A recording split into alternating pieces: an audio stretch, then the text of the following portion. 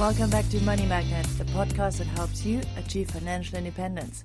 I'm Alex, and I'm here with my co-host Anna. Hi. In our last episode, we discussed the topics of debt and investing, including the importance of having your own emergency fund. Hopefully, you already started saving for yours. Today we want to speak about a topic that is really, really important when it comes to starting your financial journey. It might not sound very scientific, but your personal money mindset is one of the most powerful tools you have in your financial toolbox.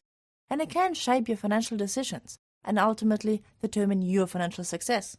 Your mindset influences how you perceive money, wealth, and abundance, and it can either propel you towards financial prosperity or hold you back from achieving your goals. In this episode, we'll explore the power of a positive money mindset and provide practical strategies to cultivate abundance in your life. We will also explore the key elements of a healthy money mindset and share ways to shift your perspective and transform your relationship with money. Money mindset is not just about the numbers. It's about your beliefs, attitudes, and emotions surrounding money. Your thoughts and feelings about money can either empower you or hold you back from reaching your full financial potential. Many of us grew up with ingrained beliefs about money that may not serve us very well. You might have been taught that money is scarce, that you need to work very hard for every single cent, or that rich people are greedy. These limiting beliefs can create subconscious barriers to your financial success. But here's the thing. You have the power to change your money mindset. You can rewrite your money stories and replace limiting beliefs with empowering ones. It's time to embrace a new narrative, one that aligns with your desire for financial abundance and independence. So seeing that your mindset plays such a crucial role in your financial success, you need to cultivate a positive money mindset. And with that, you can overcome financial challenges and attract abundance. So let's talk about the foundations of a healthy money mindset. Alex, what is a money mindset and why is it important? Well, so mindset obviously refers to your beliefs. So your money mindset is everything you believe about money, whether that is beneficial or limiting. I don't really want to use the words positive or negative because that gives it a value. You know, the value might be different for every person. So I think the right terminology here is beneficial or limiting. So there are money beliefs that help you, that encourage you to go the extra mile to achieve your goal. And then there are limiting ones that, hold you back. And when we are kids, we're like little sponges. We soak up everything we hear, everything we see, and we take it as the truth. So we don't question our parents' beliefs. We'll just take them on. And often they can be limiting, depending on what they believe, or what your community believes, what your religion believes, what anyone you are friends with believes, So we get influenced a lot as children and we do not differentiate what we think is right or wrong. Everything at that age is correct. And then the thing is, as we become older, we often forget our beliefs as a child, but they sink into our subconscious and it keeps influencing us. So very often we're not even aware of what our money beliefs are. And obviously a healthy money mindset are money beliefs that help us move forward. Hold on. Let's go a little bit more into depth there. So what would be, for example, a limiting money beliefs that you had that you have discarded of? One of the beliefs I had is that you always have to work hard for your money. And I guess it's a very typical German one. But the thing is, I've gotten rid of it. Because even before I changed my belief, yes, I enjoyed my job. But once you get rid of that belief, it's so liberating in the sense that, you can accept gifts, for example, money gifts from, your grandparents or someone else. That up until then I was always like, no, I don't thank you. But I felt bad about it. And I'm like, no, money comes to me in whichever way. It doesn't matter whether I work for it or not. You become a lot more open. And it actually changed my income, let's put it that way. I don't mean the income I work for, but there's a little bit here, there's a little bit there. And there is more and more abundance, more and more coming in without me worrying about it. So that was something that I changed and it's been amazing. Nice. I really like that idea. What was one of your limiting beliefs, for example? I come from a very Christian household. So religion is definitely coloring or has been coloring my beliefs. And there it has something to do with being rich and being a good Christian. It does not ring true to me that a person that is a good Christian is also rich. And that was something that I was carrying with me a long, long time. So I actually believe that if you are a good Christian, you need to not have that much money, or you can't be rich, which is, of course, complete nonsense. Because, of course, how will you be able to help another person if you're poor? You can't help someone. Not financially, no. Yes, you can't support them financially. But if you do have money, you can actually change something. So that was something that really helped me to understand it's fine to have money. So I overcame that belief. So, in essence, having limiting beliefs is sabotaging yourself, because those limiting beliefs, whether you're aware of them or not, and that's where the danger lies, not being aware of them, is that one way or another, you will sabotage yourself. You can look at it like a little hurdle. It makes it more difficult. So the money still came in as you were believing that money needs to be hard earned. Yes, definitely. Exactly. But it was more difficult to come by. So I believe it's more of like a hindrance or like a horse hurdle, you know? It's a jump that you have to take to overcome. Whereby once you actually have gotten rid of this, there is a flow and an ease. And it's a more of an acceptance. Sorry, it sounds very hippie, but it's not what I mean. There is a flow to things and it feels more natural. I 100% agree with you. So what are some common money mindset challenges women in particular face, Alex? Is something coming to mind there? Absolutely. We live in a world in which money has, for the longest of time, been a male topic. Men dealt with money. I mean, my grandmother still had to ask my grandfather if she was allowed to work, you know. But that was the 50s and 60s. Or a bank account. Yes. You couldn't have your own bank account unless your husband signed or your father.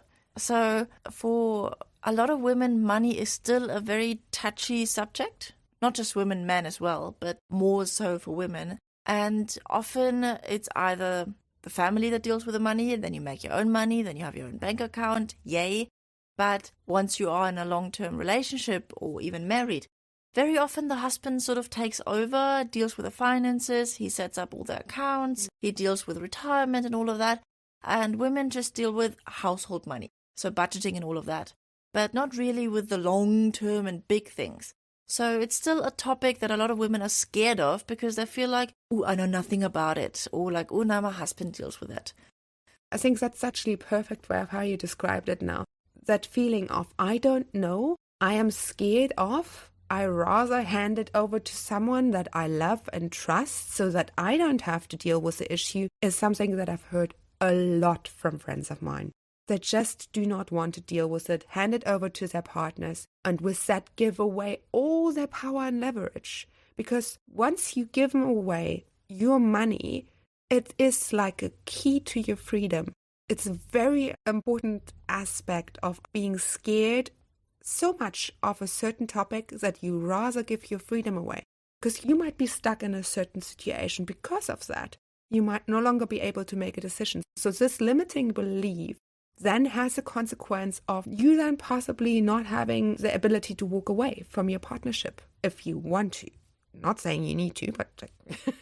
Absolutely. If you are stuck in an unhappy marriage, or if you're stuck even worse in an abusive marriage or relationship, then if you don't have your own money, it's a lot harder to walk away from that than when you are financially independent of another person. If you know, like, okay, cool, I'm able to make it on my own. I know how much I make. I know how much I own. I know how much I have saved away and so on. So having an overview of your own finances and handling your own finances is empowering, because then you have the power to decide who you want to be with, what job you want to have, and so on. There are so many implications.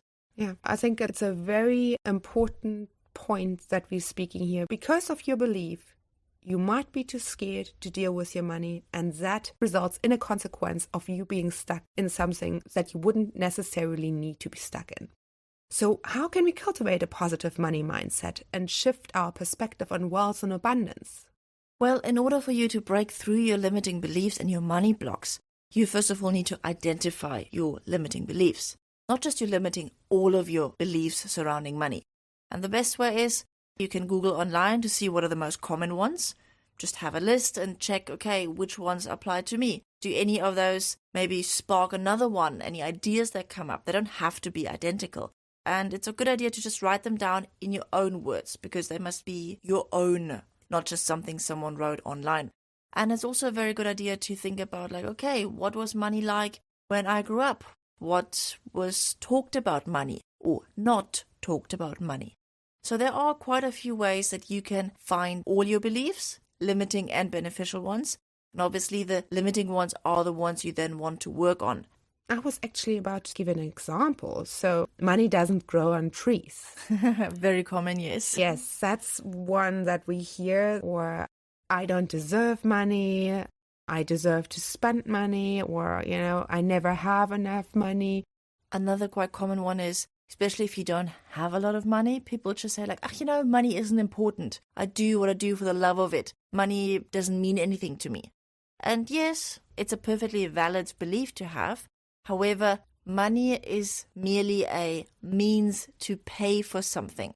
So to say money is not important is like saying, okay, spending time with my family is not important, or buying something I need is not important, or making someone else happy with a lovely gift is not important, because all these things are possible with money. So even some seemingly nice money beliefs can be negative.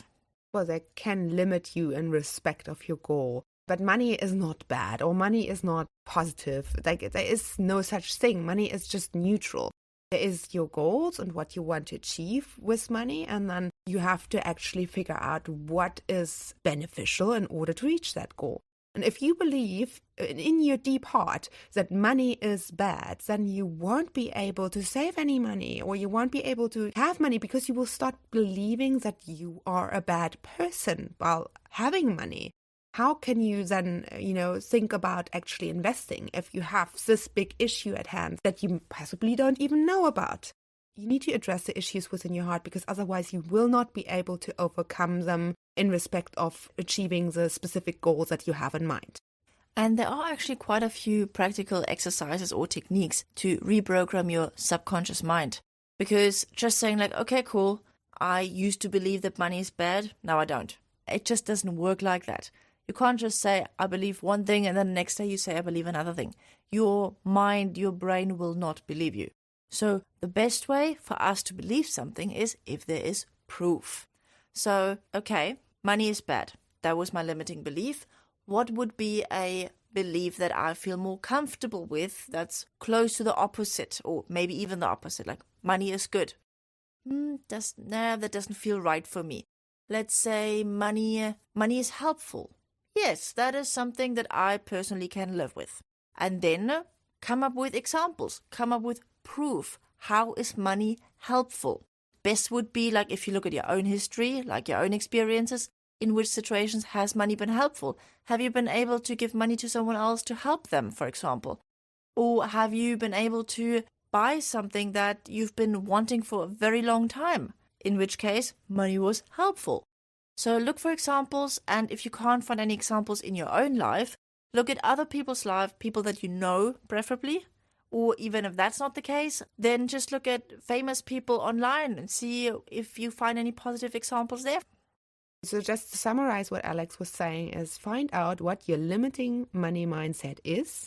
Once you have figured out what it is, find opposing money beliefs or one that is actually beneficial, and then find proof for it so that you actually can believe in the change. Because without a proof, let's say 4 points at least, that are actually helpful to start for you to recognize that this new money belief is actually real. Once you have those 4 points, you will be able to start changing the limiting mindset into a positive one. It's also quite important whenever the topic of money comes up and you feel triggered, and maybe your old belief comes up, then just remind yourself, no, that is no longer the case. It will take time for things to change, and it doesn't happen like this. So be patient with yourself, and also just try to be aware whenever that topic comes up and you feel triggered. Why do I feel triggered? What's the belief there? And like, oh wait, I changed that belief. So just give it a little bit of time. And if time doesn't help, you might have to actually go back and find further proof for you to change it.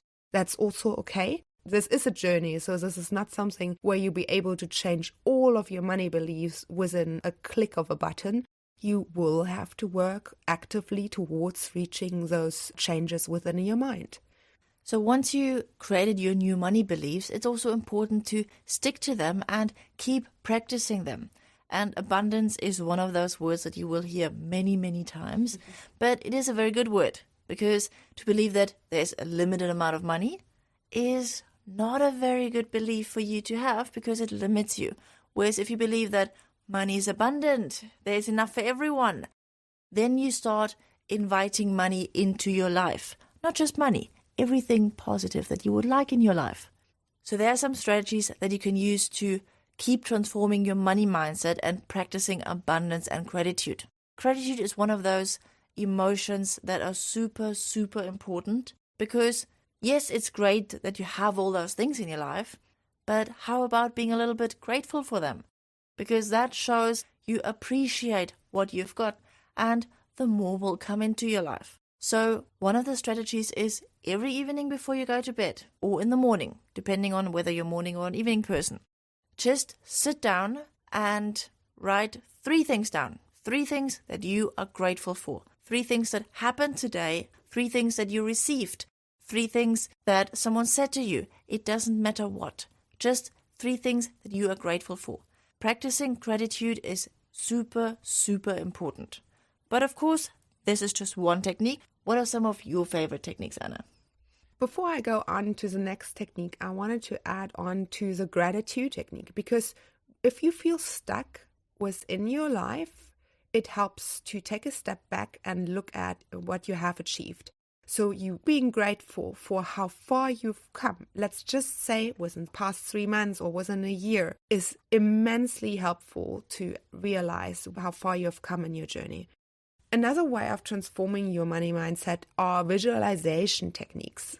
I have now for consecutively 4 years practiced creating vision boards. Every year I do that religiously, but I really believe in visualization. At the beginning of the year, I actually will look at how I want my year to look. I will pick out pictures. I will put together a vision board for how my year should look, and then I will look at it the entire year.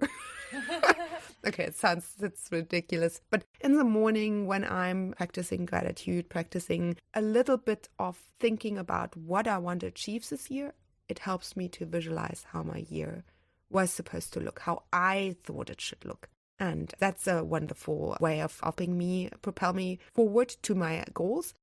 The other way is to affirm, so set affirmations or positive self-talk. That is also very helpful. I can say to myself, I am a money magnet. And I become one. I become one because I believe it. The more I actually say it, the more I become it. It's incredible to see how far I have come. So I'm sometimes in awe how powerful this becomes. So yes, this works really well for me. Are there any other daily practices that can support? I personally feel it's also very important whether you use visualization or affirmation.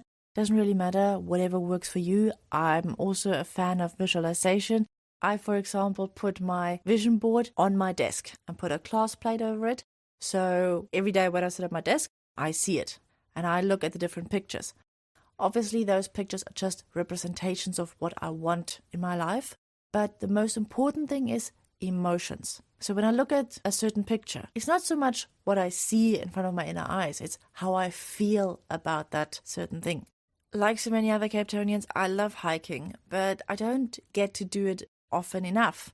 And I also love being out camping and everything, but especially with my job being on tour the whole time, it just doesn't allow for a lot of time to myself. But last year I put it on my vision board again, and it's not so much like that I visualize a certain mountain or a certain path that I'm walking along. It's that feeling that I get when I go hiking, that feeling of sleeping in a tent. And that is what I visualize in front of my inner eye. It's not so much what the tent looks like or the mountain looks like. It's so much more, how do I feel when I do that? And lo and behold, this year I've been hiking more often than the last 2 years. So not quite where I want to be, but a lot more. So for me, the emotion that stands behind what you want is more important than the actual visualization.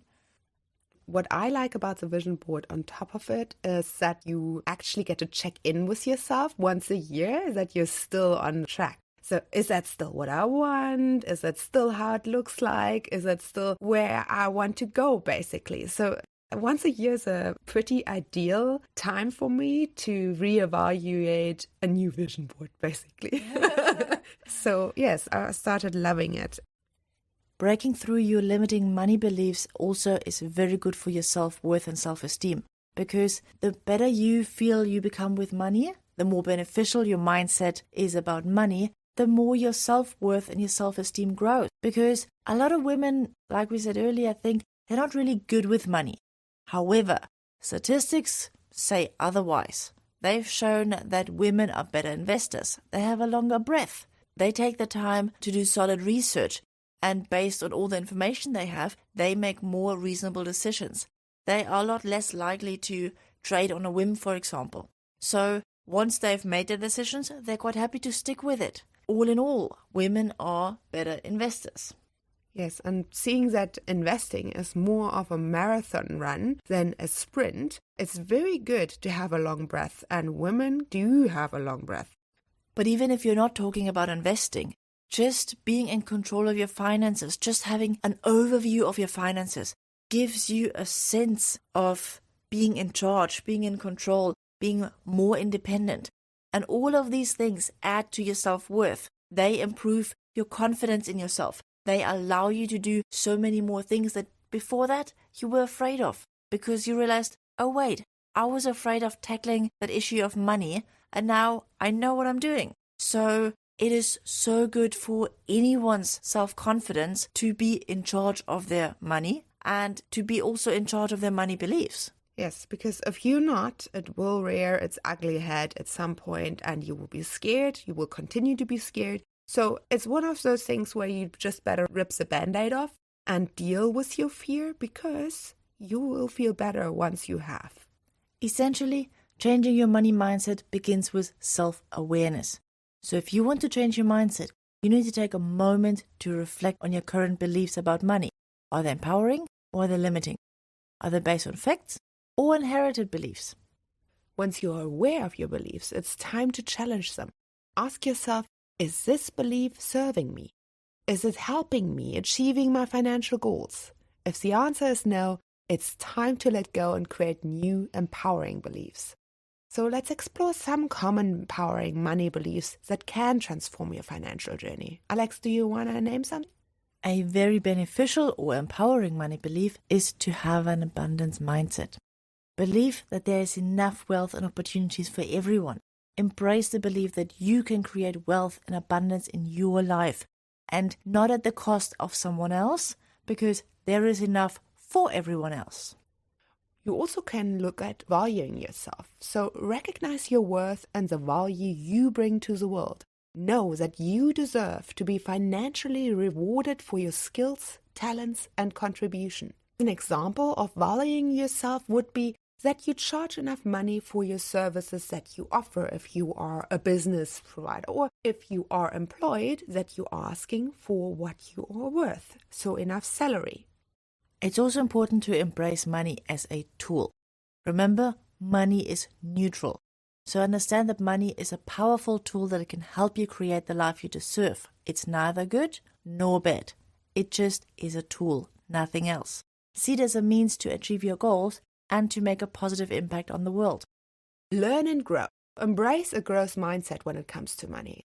So if there's a setback, you can see it as a learning opportunity, as a growth opportunity. So if you, for example, invested your first 250 Rand and it wasn't a good investment, it's a learning opportunity. It's okay. All you need to do is that you believe that you can continually improve your financial knowledge and skills. You will get there. And once again, practice gratitude. I can't say this often enough. cultivating a mindset of gratitude for the money you have and the opportunities that come along your way is super, super important. Appreciate the abundance that surrounds you, no matter how big or small. Remember, changing your money mindset takes time and consistent effort. So surround yourself with positive influences, whether it's reading books on personal finances, listening to inspiring podcasts, or joining communities that uplift and support your financial journey. So instead of watching Netflix, you can read a book that helps you improve your skills, knowledge, whatever you want to build on. It's also essential to regularly check in with your mindset and make adjustments as needed. You know, an adjustment or an evaluation of your belief might be necessary when you hear a comment about money and it makes you feel uncomfortable. Ask yourself why that makes you uncomfortable and dig a little deeper to determine where your resistance comes from. Then ask yourself if that comment about money could possibly benefit you and if it might be worth getting rid of your resistance. It doesn't have to be the case. I mean, that comment could be complete garbage. But whenever you feel uncomfortable by something someone said about money, you first should analyze the cause for your discomfort and not simply disregard the comment. You might learn a valuable new lesson. Always try to be gentle with yourself on this journey. Celebrate your progress, no matter how small, and keep moving forward. If you have a setback, it's fine. It's a learning lesson. It's okay. And if you have a nice progress, celebrate it. As we conclude today's episode, we invite you to reflect on your very own money mindset. What beliefs are holding you back? What new beliefs can you adopt to support your financial success? Together, let's rewrite our money stories and create a powerful, abundant money mindset that paves the way for financial independence and fulfillment. Our goal is to help as many people as possible to find success and happiness on their financial journey, and we hope our message reaches you.